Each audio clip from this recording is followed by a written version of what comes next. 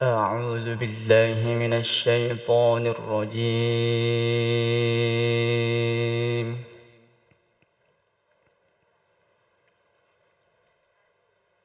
بسم الله الرحمن الرحيم.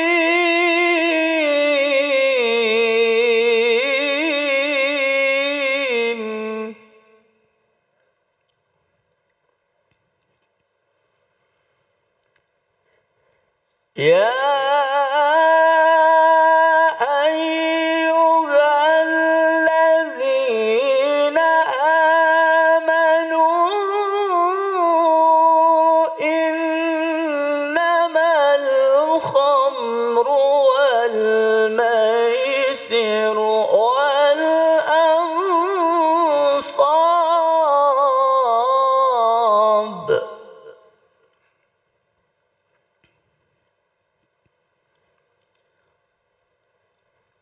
والميسر والأنصاب والأزلام رجس من عمل الشيطان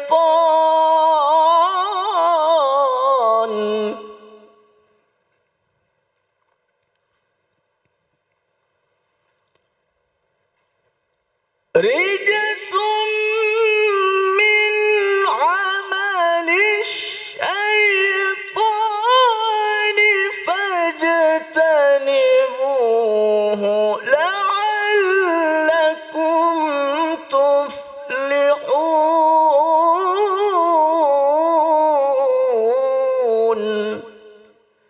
صدق الله العظيم.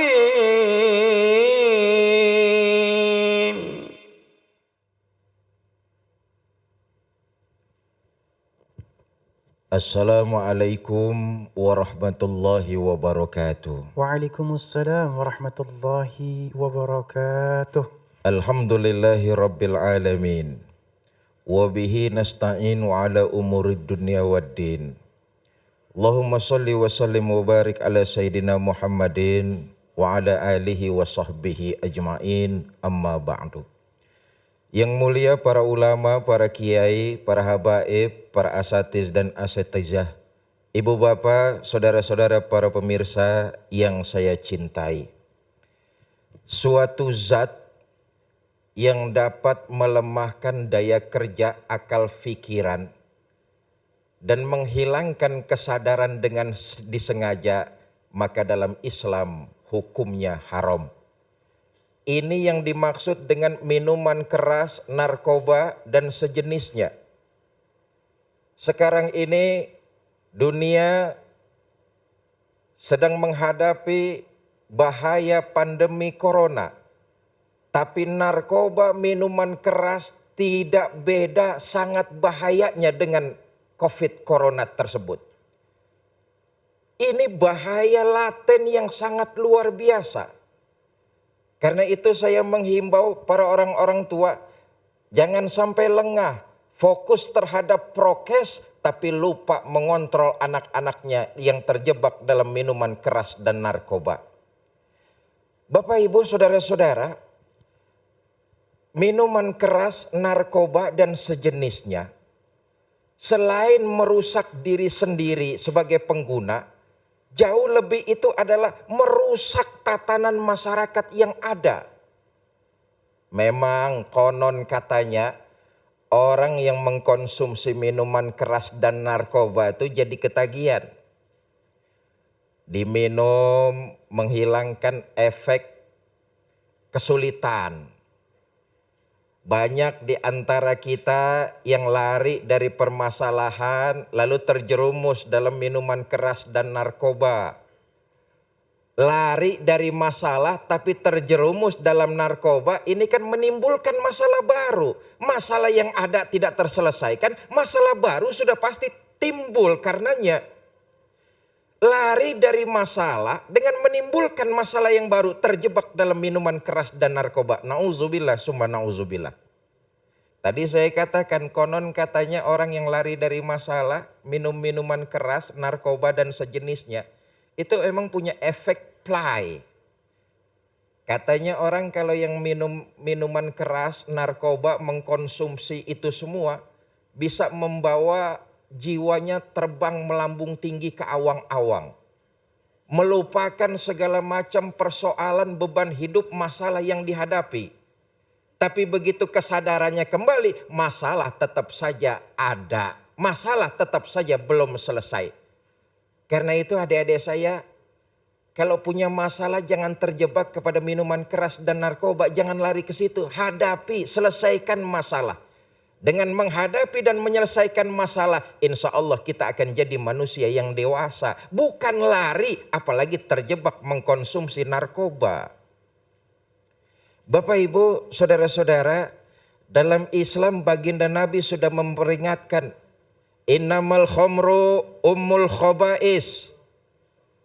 Minuman keras, narkoba dan sejenisnya yang sekarang itu heroin, morfin, sabu-sabu. Itu jenis dari narkoba.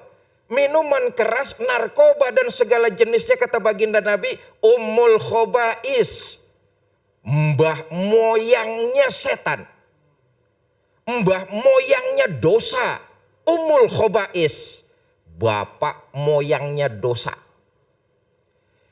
Satu riwayat menceritakan, mari kita lihat. Dahulu ada anak muda rajin ibadah, saudara. Ini anak muda rajin ibadah, ganteng. Saya yakin pemirsa, apalagi kaum ibu nih, kalau ada anak muda ganteng rajin ibadah pasti senang. Saudara, Allah lebih senang lagi dengan anak muda seperti ini. Allah senang kalau ada orang yang rajin ibadah. Tapi Allah lebih senang lagi ada anak muda yang rajin ibadah. Orang tua rajin ibadah itu biasa. Orang sholatnya rajin banget ya. Belum waktunya masuk sholat udah datang ke masjid. Orang tuh puasanya giat bener ya. Orang itu ngajinya tekun bener ya. Umurnya berapa? 80 tahun. Biasa. Tapi kalau ada anak muda, darahnya masih mengalir dengan panas. Dia salurkan itu untuk beribadah kepada Allah.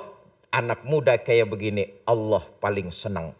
Sebaliknya saudara, yang Allah senang, iblis paling gak senang. Iblis selalu menebar ranjau, ingin menggagalkan ibadah seseorang. Dengan berbagai macam cara, iblis selalu menebarkan tipu daya dan muslihatnya. Ini yang terjadi. Ada anak muda rajin ibadah. Satu hari sedang jalan-jalan, kenalan dia dengan seorang wanita berparas cantik ayu jelita. Namanya anak muda normal. Lihat lawan jenis cantik, tertarik. Mulailah perkenalan. Terjadi obrolan di pinggir jalan. Dari obrolan di pinggir jalan pindah ngobrol di depan rumah.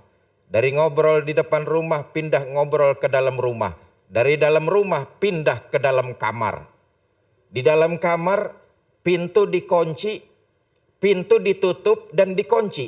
Kunci tersebut dicabut oleh wanita ini. Anak muda kita ini gelagapan. Dia ngomong, Mbak Yu tolong buka dong pintunya. Kalau saya buka pintunya kamu mau kemana? Ya saya mau keluar. Nggak boleh. Kamu boleh keluar kalau kamu mengerjakan salah satu 3 permintaan saya. Apa Mbak Yu? Pertama, ini ada anak kecil. Itu di sana ada golok. Kau ambil golok, bunuh anak kecil tersebut. Kalau saya nggak mau, bagaimana Mbak Yu? Yang kedua, apa Mbak Yu? Kamu zinah dengan saya. Kalau saya nggak mau juga, bagaimana Mbak Yu? Yang ketiga, ini ada botol minuman keras. Ambil, kamu tenggak sampai habis. Ayo kamu pikirin. Kerjain salah satu di antara 3 permintaan saya. Kamu pikirin, kamu putuskan, kamu kerjakan. Nih anak muda ini Wan Ali mikir-mikir nih. Pertama, ambil golok, bunuh anak kecil, menghilangkan nyawa, dosa besar. Nggak mungkin saya kerjakan. Yang kedua, zina. Ini juga menyangkut hak orang lain. Dosa besar. Saya nggak akan mungkin mengerjakan perzinahan. Yang ketiga nih, ini yang rada gampang nih, rada enteng. Dosanya rada kecil. Dia lihat dia menyangka bahwa rada enteng, dosanya kecil. Kalau membunuh, melibatkan orang lain. Kalau berzina, melibatkan orang lain.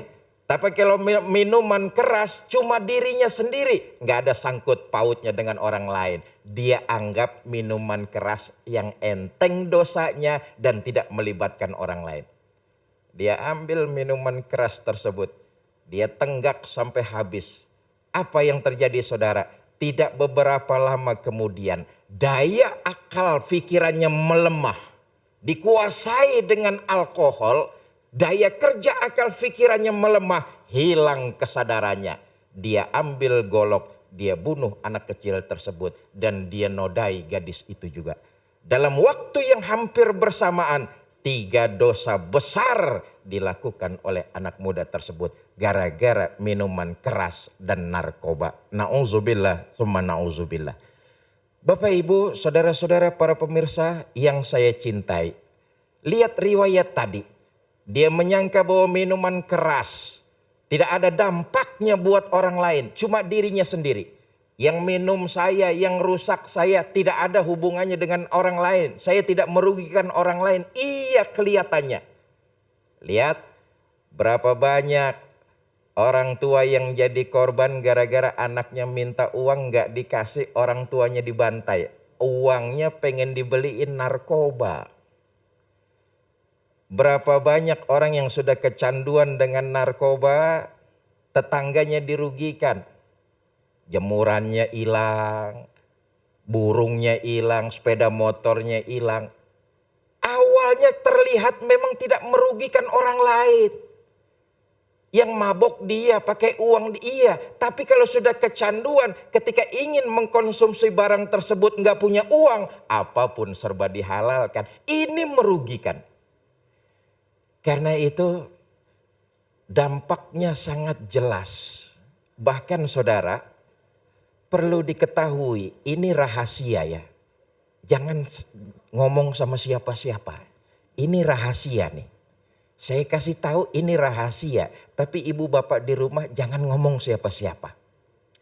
Untuk menghancurkan Indonesia. Bahkan untuk menghancurkan Islam di Indonesia. Nggak perlu diadakan perang. Tapi cara yang paling mudah menghancurkan Indonesia.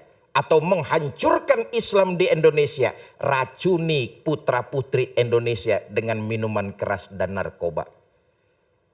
Kalau itu yang terjadi, tinggal tunggu satu generasi. Indonesia bahkan Islam di Indonesia akan dengan sendirinya runtuh. Na'udzubillah, summa na'udzubillah.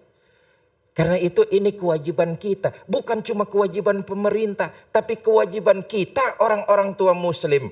Untuk memonitor anak-anak kita. Bahaya yang tidak kalah bahayanya. Selain COVID-19 corona. Bahaya minuman keras dan narkoba. Tadi saya katakan berapa banyak terjadi pembunuhan gara-gara minuman keras. Awalnya sesama teman, tapi karena minumnya bareng-bareng, lama-lama bertengkar. Baku hantam, sampai terjadi pembunuhan. Berapa banyak nyawa yang hilang cuma gara-gara seperti ini. Anak minta uang karena sudah kecanduan kepada orang tua tidak memberi. Bahkan tega dianiaya, bahkan ada yang dibunuh. Na'udzubillah. Berapa banyak hak-hak orang lain, hak-hak tetangga. Yang karena memang sudah kecanduan disikat untuk memenuhi gaya hidup membeli minuman keras dan narkoba. Karenanya jelas Islam mengharamkan minuman keras dan narkoba dalam segala bentuknya. untuk mencegah dari kerusakan diri dan mencegah dari kerusakan lingkungan bermasyarakat. Karena itu saya himbau buat kita semua, perang terhadap narkoba bukan cuma kerjaan pemerintah, tapi ini kerjaan kita bersama. Jangan gara-gara kita semua fokus perhatian kita kepada COVID Corona, tapi lalai terhadap yang satu itu. Sebab bisa jadi kita dialihkan isunya. Kita semua konsen di Corona, tapi narkoba masuk lewat belakang kita. Na'udzubillah, summa na'udzubillah. Perlu saya tekankan, ini bukan cuma tugas pemerintah, tapi ini tugas kita bersama. Wallahu a'lam bishawab. Masya Allah, terima kasih guru keilmunya ya. Jauhi narkoba, yang mudah-mudahan generasi kita semuanya terbebas dari narkoba. Amin ya rabbal alamin. Dan insya Allah sesaat lagi kita akan bahas tentang cantik fisik atau hati bersama guru kita Ustadz Solmed. Jangan kemana-mana, tetap bersama kami di Cahaya Hati Indonesia.